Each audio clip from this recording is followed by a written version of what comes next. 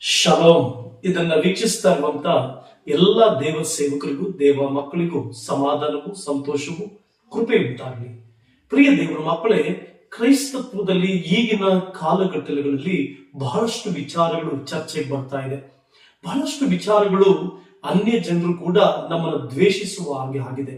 ನಮ್ಮನ್ನ ತಿರಸ್ಕಾರ ಮನೋಭಾವನೆಯಿಂದ ನೋಡುವಂತ ಪರಿಸ್ಥಿತಿ ಬಂದಿದ್ದೇವೆ. ಆದ್ರೆ ಯೇಸು ಕ್ರಿಸ್ತನು ಮತ್ತೆ ಆತನ ತರುವಾಯ ಬಂದಂತ ಅಪೊಸ್ತಲರು ಕೂಡ, ಅಪೊಸ್ತಲನಾದಂತ ಪೌಲನು ರೋಮಪುರದವರಿಗೆ ಬರೆದ ಪತ್ರಿಕೆಯಲ್ಲಿ ಬರೆದಿದೆ, ಸಾಧ್ಯವಾದಷ್ಟು ಎಲ್ಲರ ಮಟ್ಟಿಗೆ ಸಮಾಧಾನದಿಂದಿರಿ ಎಂಬುದಾಗಿ ಬಂದಿದೆ. ಆದ್ರೆ ಈ ದಿನಗಳಲ್ಲಿ ನಾವು ಯಾರೊಟ್ಟಿಗೂ ಸಮಾಧಾನವಾಗಿರ್ಲಿಕ್ಕೆ ಸಾಧ್ಯವಾಗ್ತಾ ಇಲ್ಲ. ಎಲ್ಲರೊಟ್ಟಿಗೂ ಕೂಡ ಒಂದು ಕ್ರೈಸ್ತತ್ವ ಅಂದ್ರೆ ದ್ವೇಷ ಭಾವನೆಯಿಂದ ನೋಡುವಂಥದ್ದು ಪ್ರಾರಂಭ ಆಗಿದೆ. ಇದಕ್ಕೆ ಕಾರಣವಾದ್ರೆ ಏನು? ದ್ವೇಷ ಮಾಡ್ತಾ ಇರುವಂತವ್ರದ್ದು ತಪ್ಪ, ಅಥವಾ ಆ ದ್ವೇಷವನ್ನ ಮಾಡುವಂತೆ ಪ್ರವರ್ತಿಸ್ತಾ ಇರುವಂತ ನಮ್ದು ತಪ್ಪ? ಹಾಗಾದ್ರೆ ಪ್ರಿಯ ದೇವರ ಮಕ್ಕಳೇ, ಅವರು ನಮ್ಮನ್ನ ದ್ವೇಷಿಸ್ತಾ ಇದ್ದಾರೆ ಅಂದ್ರೆ ಯೇಸು ಸ್ವಾಮಿ ಹೇಳಿದ್ರು, ಸುವಾರ್ತೆಯ ನಿಮಿತ್ತವಾಗಿ ಮತ್ತೆ ಯೇಸು ಕ್ರಿಸ್ತ ನಿಮಿತ್ತವಾಗಿ ನಮ್ಮನ್ನು ದ್ವೇಷ ಮಾಡ್ತಾರೆ. ಅದು ಒಂದು ಪಕ್ಕಕ್ಕೆ ಇಡೋದಾದ್ರೆ ಅದ್ರ ಬಗ್ಗೆ ನಾನು ಮಾತನಾಡೋದಿಲ್ಲ. ಆದ್ರೆ ಸುಮಾರು ಸಾರಿ ನಮ್ಮ ಮನೋಭಾವನೆಗಳಿಂದ, ನಾವು ಮಾಡುವಂತ ಪ್ರಕ್ರಿಯೆಗಳಿಂದ, ನಾವು ಮಾಡುವಂತ ಒಂದು ಅನಾಹುತಗಳಿಂದ, ಅನಾಚಾರಗಳಿಂದ ಅನೇಕರು ನಮ್ಮನ್ನ ದ್ವೇಷಿಸುವಂತ, ತಿರಸ್ಕಾರ ಮಾಡುವಂತ ಮನೋಭಾವನೆಗೆ ಬಂದು ನಿಂತಿದ್ದೇವೆ. ಅಂದ್ರೆ ಅದರ ಅರ್ಥವಾದ್ರೆ ಏನಂತಂದ್ರೆ, ಪ್ರಿಯ ದೇವರ ಮಕ್ಕಳೇ, ಇವತ್ತಿನ ಕ್ರೈಸ್ತತ್ವದಲ್ಲಿ ಯೇಸು ಸ್ವಾಮಿ ಯಾರನ್ನೂ ಕೂಡ ದ್ವೇಷಿಸಲಿಕ್ಕಾಗ್ಲಿ, ಅಥವಾ ಯಾರ ಧರ್ಮಗಳನ್ನಾಗ್ಲಿ, ಯಾವುದೇ ಮತಗಳನ್ನಾಗ್ಲಿ, ಯಾರ ನಂಬಿಕೆಯನ್ನಾಗ್ಲಿ ತುಚ್ಛೀಕರಿಸುವುದಕ್ಕೆ ನಮಗೆ ಹೇಳ್ಕೊಡ್ಲಿಲ್ಲ. ಆದ್ರೆ ಇವತ್ತು ಕ್ರೈಸ್ತತ್ವದಲ್ಲಿ ಅನೇಕರು ಅವರ ದೇವರುಗಳನ್ನ, ಅವರ ಧರ್ಮಗಳನ್ನ, ಅವರ ನಂಬಿಕೆಗಳನ್ನ ಹೀಯಾಳಿಸುವಂಥದ್ದು ಅಥವಾ ಅವರನ್ನ ತುಚ್ಛೀಕರಿಸುವಂಥದ್ದು, ಇದು ಯಾವುದು ಯೇಸು ಸ್ವಾಮಿ ಹೇಳ್ಕೊಡ್ಲಿಲ್ಲ. ನೋಡಿ, ಅವರವರ ಧರ್ಮ ಅವರಿಗೆ ಶ್ರೇಷ್ಠ, ಅವರವರ ನಂಬಿಕೆ ಅವರಿಗೆ ಶ್ರೇಷ್ಠ, ಅವರವರ ಪದ್ಧತಿಗಳು ಅವರಿಗೆ ಶ್ರೇಷ್ಠ. ಆದ್ರೆ ನೀನು ಅವ್ರ ಮೇಲೆ ಕನಿಕರ ಇರುವುದಾದ್ರೆ ಪ್ರಾರ್ಥಿಸು. ಅವ್ರ ಮೇಲೆ ನಿನಗೆ ಕನಿಕರ ಬರುವಾಗ ಅವರು ನರಕದ ಪಾತ್ರರಾಗ್ತಾರಲ್ಲ ಅಂತ ಹೇಳಿ ಕಣ್ಣೀರಿಂದ ದೇವರ ಹತ್ರ ಪ್ರಾರ್ಥಿಸು, ಕಣ್ಣೀರಿಂದ ದೇವರಿಗೆ ಮೊರೆ ಇಡು. ಅದನ್ನು ಬಿಟ್ಟು ಅವರ ಆಚಾರಗಳನ್ನ, ಸುಮಾರು ಜನರು ಕ್ರೈಸ್ತತ್ವದಲ್ಲಿ ಮತ್ತೆ ನಮ್ಮ ಪ್ರೊಟೆಸ್ಟೆಂಟ್ಗಳಲ್ಲಿ ಅವರ ಆಚಾರಗಳನ್ನ ತಿರಸ್ಕರಿಸುವಂಥದ್ದು, ಅವರ ನಂಬಿಕೆಗಳನ್ನು ತಿರಸ್ಕರಿಸುವಂಥದ್ದು, ಮತ್ತೆ ಅವರ ನಂಬಿಕೆಗಳನ್ನ ವಿರುದ್ಧವಾಗಿ ದ್ವಂದ್ವ ದ್ವಂದ್ವ ವಾಗ್ವಾದಗಳು ಮಾಡುವಂಥದ್ದು ಇಂಥದ್ರೆ ಬೇಡ. ಯಾರ ಹತ್ರನೂ ಕೂಡ ಆರ್ಗ್ಯುಮೆಂಟ್ಸ್ ಮಾಡುವ ಅವಶ್ಯಕತೆ ಇಲ್ಲ. ಇತರ ಧರ್ಮಗಳನ್ನ ಪ್ರೀತಿಸಬೇಕು ನಾವು, ಇತರ ಧರ್ಮಗಳನ್ನ ಗೌರವಿಸಬೇಕು ನಾವು. ಅದು ಯಾವುದೇ ಧರ್ಮದವರಾಗಿರ್ಲಿ, ನಮ್ಮ ನಂಬಿಕೆ ನಮಗೆ ಶ್ರೇಷ್ಠ ಆಗುವುದಾದ್ರೆ ಅವರ ನಂಬಿಕೆ ಅವ್ರಿಗೆ ಶ್ರೇಷ್ಠ. ನಮ್ಮ ಪದ್ಧತಿಗಳು ನಮಗೆ ನೀತಿ ನ್ಯಾಯವುಳ್ಳದಾಗಿ ಕಂಡ್ರೆ ಅವರವರ ಪದ್ಧತಿಗಳು ಅವರವರಿಗೆ ಆ ನಂಬಿಕೆಯಲ್ಲಿ ಮತ್ತೆ ಅವರ ನಂಬಿಕೆಯ ಭಾವನೆಗಳಲ್ಲಿ ಅದು ಶ್ರೇಷ್ಠತ್ವವನ್ನು ಕೊಡ್ತದೆ. ಆದ್ರೆ ಯೇಸು ಸ್ವಾಮಿ ಹೇಳಿದ್ರು, ಪ್ರಾರ್ಥನೆ ಮಾಡ್ರಿ, ಅವ್ರಿಗೋಸ್ಕರವಾಗಿ ಪ್ರಾರ್ಥಿಸಿ ಅಂದ್ರು. ನಿಮ್ಮ ಪ್ರಾರ್ಥನೆಗಳಲ್ಲಿ ಅವರ ಆತ್ಮರಕ್ಷಣೆಗಾಗಿ ಪ್ರಾರ್ಥಿಸಿ, ನಿಮ್ಮ ಪ್ರಾರ್ಥನೆಗಳಲ್ಲಿ ಅವರಿಗೆ ಸಮಾಧಾನಕ್ಕಾಗಿ ಪ್ರಾರ್ಥಿಸಿ, ನಿಮ್ಮ ಪ್ರಾರ್ಥನೆಗಳಲ್ಲಿ ಅವರ ನಿತ್ಯ ಜೀವದ ರಕ್ಷಣೆಗಾಗಿ ಪ್ರಾರ್ಥಿಸಿ. ಅದನ್ನು ಬಿಟ್ಟು ಅವರು ಯಾವುದೇ ಪದ್ಧತಿಗಳನ್ನ ಆಚರಿಸಿದ್ರು, ಯಾವುದೇ ಧರ್ಮಗಳಲ್ಲಿ ಅವರಿದ್ರು, ಯಾವುದೇ ನಂಬಿಕೆಗಳನ್ನ ಅವರು ಅನುಸರಿಸಿದ್ರು, let us respect their faith, let us respect their religion, let us respect their beliefs. ಅವರ ಪದ್ಧತಿ, ಅವರ ನಂಬಿಕೆಗಳನ್ನ ಗೌರವಿಸೋಣ. ಇಲ್ಲಿ ನಾವು ಗೌರವಿಸಿದ್ರೆ ಅಂದ್ರೆ ನಾವು ಗೌರವಿಸ್ತಾ ಇದ್ದೀವಿ ಅಂತಂದ್ರೆ ಅವ್ರನ್ನ ಫಾಲೋ ಮಾಡ್ತಾ ಇದ್ದೀವಿ ಅಂತಲ್ಲ. ನಾವು ರೆಸ್ಪೆಕ್ಟ್ ಮಾಡ್ತಾ ಇದೀವಿ ಅಂತಂದ್ರೆ ನಾವು ಸಮ್ಮತಿ ಕೊಡ್ತಾ ಇದ್ದೀವಿ ಅಂತಲ್ಲ.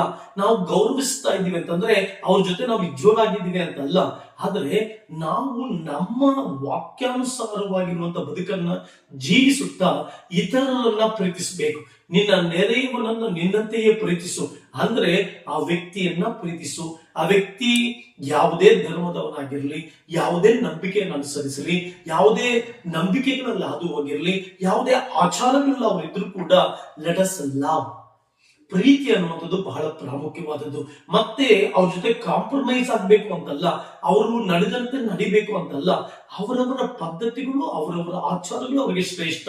ಆದ್ದರಿಂದ ಕ್ರೈಸ್ತರಾದಂತ ನೀವು, ಇಂಡಿಪೆಂಡೆಂಟ್ ಆಗಿ ಸೇವೆಗಳು ಮಾಡುವಂತ ನೀವು, ನಿಮ್ಮ ಹಳ್ಳಿಗಳಲ್ಲಿ ಜನರು ಅವರವರ ಬಂಧು ಬಾಂಧವರೊಟ್ಟಿಗೆ ಒಳ್ಳೆ ಸಂಬಂಧವನ್ನು ಇಟ್ಕೊಂಡು ಬೆಳೀಲಿ.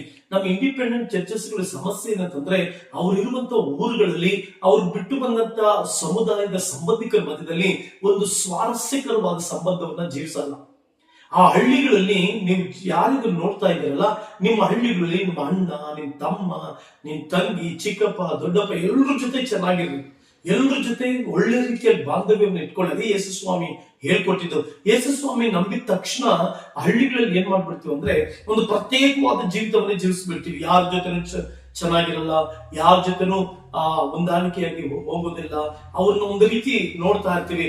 ಆದ್ರಿಂದ ಬಹಳಷ್ಟು ಸಮಸ್ಯೆಗಳು ಆರಂಭ ಆಗುತ್ತೆ. ಆದರೆ ಅವರ ನಂಬಿಕೆಯನ್ನು ಅನುಸರಿಸಬೇಕೆಂಬುದಾಗಿ ನಾನು ನಿಮ್ಗೆ ಅಡ್ವಾಂಟೇಜ್ ತೆಗೆದುಕೊಳ್ಬೇಕೆಂಬುದಾಗಿ ಹೇಳ್ತಾ ಇಲ್ಲ. ಅವರ ನಂಬಿಕೆಯನ್ನ ನೀನು ಅನುಸರಿಸದೆ ಹೋದ್ರು, ಅವರ ಪದ್ಧತಿಗಳನ್ನ ಅನುಸರಿಸದೆ ಹೋದ್ರು, ಅವರ ಧರ್ಮದ ಆಚಾರ ವಿಚಾರಗಳನ್ನ ಅನುಸರಿಸದೆ ಹೋದ್ರು, ಅವರೊಂದಿಗೆ ಪ್ರೀತಿ ಬಾಂಧವ್ಯದಿಂದ ನಡ್ಕೋ, ಅವರನ್ನ ರೆಸ್ಪೆಕ್ಟ್ ಮಾಡು, ಅವರು ಮಾಡೋದನ್ನ ಗೌರವಿಸು. ಓಕೆಪ್ಪ, ನಿನ್ ನಂಬಿಕೆ ನಿಂದು, ನನ್ನ ನಂಬಿಕೆ ನಂದು, ನಿನ್ ಪದ್ಧತಿ ನಿಂದು, ನಿನ್ ಪದ್ಧತಿಯನ್ನ ಗೌರವಿಸ್ತೀನಿ, ನೀ ಯಾವ ಆಚಾರವನ್ನ ಮಾಡ್ತಾ ಇದೆಯೋ ಐ ರೆಸ್ಪೆಕ್ಟ್, ನಾನು ಗೌರವಿಸ್ತೀನಿ ಎಂಬುದಾಗಿ ಜೀವಿಸುವಾಗ ನಾವು ಎಲ್ಲರ ಜೊತೆ ಸಮಾಧಾನವಾಗಿ ಜೀವಿಸ್ತೀವಿ, ಎಲ್ಲರ ಜೊತೆ ಚೆನ್ನಾಗಿರ್ತೀವಿ, ಎಲ್ಲರನ್ನೂ ಒಂದೇ ಭಾವನೆಯಿಂದ ನೋಡ್ತೀವಿ. ಆದ್ರೆ ನಿನ್ನ ಯೇಸು ಸ್ವಾಮಿಯ ಭಕ್ತಿ, ನಿನ್ನ ನಂಬಿಕೆ, ನಿನ್ನ ಪಾತಿವ್ರತ್ಯತೆ, ನಿನ್ನ ದೇವ ಭಕ್ತಿ, ನಿನ್ನ ನೀತಿ, ನಿನ್ನ ಪರಿಶುದ್ಧತೆಯನ್ನು ಮಾತ್ರ ಕಾಂಪ್ರಮೈಸ್ ಮಾಡ್ಕೊಳ್ಬಾರ್ದು, ಅದನ್ನು ಯಾವತ್ತಿಗೂ ಬಿಟ್ಟುಕೊಳ್ಬಾರ್ದು. ಆದ್ದರಿಂದ ಪ್ರಿಯ ದೇವರ ಸೇವಕರುಗಳೇ, ಹಳ್ಳಿಗಳಿರುವಂತಹ ಸೇವಕರುಗಳೇ, ನೀವು ನಿಮ್ಮ ವಿಶ್ವಾಸಗಳಿಗೆ ಅವರ ಬಂಧು ಬಾಂಧವರ ಜೊತೆ ಚೆನ್ನಾಗಿರೋದಕ್ಕೆ, ಅವರ ವಿಶ್ವಾಸಗಳನ್ನ, ಅವರ ಪದ್ಧತಿಗಳನ್ನ ಗೌರವಿಸ್ತಾ ಪ್ರತ್ಯೇಕಿಸಲ್ಪಟ್ಟಂತ ಜೀವಿತವನ್ನು ಜೀವಿಸಬೇಕು. ಆದ್ರೆ ಯಾರನ್ನು ದೂಷಿಸಿ ಪ್ರತ್ಯೇಕವಾಗಿ ಬದುಕಬಾರದು, ಇನ್ನೊಬ್ಬರ ನಂಬಿಕೆಗಳನ್ನ ದೂಷಿಸಿ ನಾವು ಪ್ರತ್ಯೇಕವಾಗಿರಬಾರದು, ಇನ್ನೊಬ್ಬರ ಧರ್ಮಗಳನ್ನ ತುಚ್ಛೀಕರಿಸಿ ನಾವು ಪ್ರತ್ಯೇಕವಾಗಿ ಜೀವಿಸಬಾರದು. ನಾವು ಕ್ರಿಸ್ತನಿಗಾಗಿ ಜೀವಿಸುತ್ತಾ, ಕ್ರಿಸ್ತನ ಸಿದ್ಧಾಂತಗಳಿಗೆ ಒಳಪಟ್ಟು ಆತನ ಹಿಂಬಾಲಿಸುತ್ತಾ ಎಲ್ಲರ ಕಾರ್ಯಗಳನ್ನ ಗೌರವಿಸಿ ಮುಂದೆ ಸಾಗಬೇಕಾಗಿದೆ. ಇದನ್ನ ಅರ್ಥಗರ್ಭಿತವಾಗಿ ಅರ್ಥ ಮಾಡ್ಕೊಳ್ಳಿ. ಪೂರ್ಣ ಬುದ್ಧಿಯಿಂದ, ಸುಚಿತ್ತತೆಯಿಂದ, ಮೆಚೂರ್ಡ್ ಮೈಂಡ್ ಇದನ್ನು ಅರ್ಥ ಮಾಡಿಕೊಳ್ಳಿ. ಕ್ರಿಸ್ತನಿಗಾಗಿ ಜೀವಿಸಿ, ಕ್ರಿಯೆ ಸಾಕ್ಷಿಗಳಾಗಿ ಜೀವಿಸಿ. ನಿಮ್ಮ ಜೀವಿತಗಳೇ ಮತ್ತೊಬ್ಬರಿಗೆ ಸಾಕ್ಷಿಗಳಾಗಬೇಕು. ಆದ್ರಿಂದ ಯಾರನ್ನೂ ಕೂಡ ಅವ್ರು ನಮ್ಮನ್ನು ದ್ವೇಷಿಸ್ತಾರೆ ಅನ್ನೋದಕ್ಕೆ ನಾವು ಕಾರಣ ಹುಡುಕಿ ಎಲ್ಲಿ ನಾವು ಸರಿಯಾಗಬೇಕಾಗಿದೆಯೋ ಅಲ್ಲಿ ಸರಿ ಮಾಡಿಕೊಂಡು ಎಲ್ಲರ ಜೊತೆ ಪ್ರೀತಿ ಬಾಂಧವ್ಯದಿಂದ ಮುಂದೆ ಹೋಗುವಾಗ, ಯೇಸು ಸ್ವಾಮಿಯನ್ನು ನಂಬೋದಕ್ಕಿಂತ ಮುಂಚೆ ಎಲ್ಲರೂ ನೀವು ಚೆನ್ನಾಗಿದ್ರಿ, ನಿಮ್ ಸಂಬಂಧಿಕರ ಜೊತೆ ಚೆನ್ನಾಗಿದ್ರಿ, ನಿಮ್ಮ ಹಳ್ಳಿ ಜನರ ಜೊತೆ ಚೆನ್ನಾಗಿದ್ರಿ. ಯೇಸು ಸ್ವಾಮಿ ನಂಬೋದ ಮೇಲೆ ಪ್ರತ್ಯೇಕಿಸಲ್ಪಟ್ಟಂತ ಜೀವಿತ. ಆದ್ರೆ ಯಾರನ್ನೂ ಕೂಡ ಅವರನ್ನ ತುಚ್ಛೀಕರಿಸೋದಾಗ್ಲಿ, ಅವರ ನಂಬಿಕೆಗಳು ತುಚ್ಛೀಕರಿಸೋದಾಗ್ಲಿ ಮಾಡಬೇಡಿ.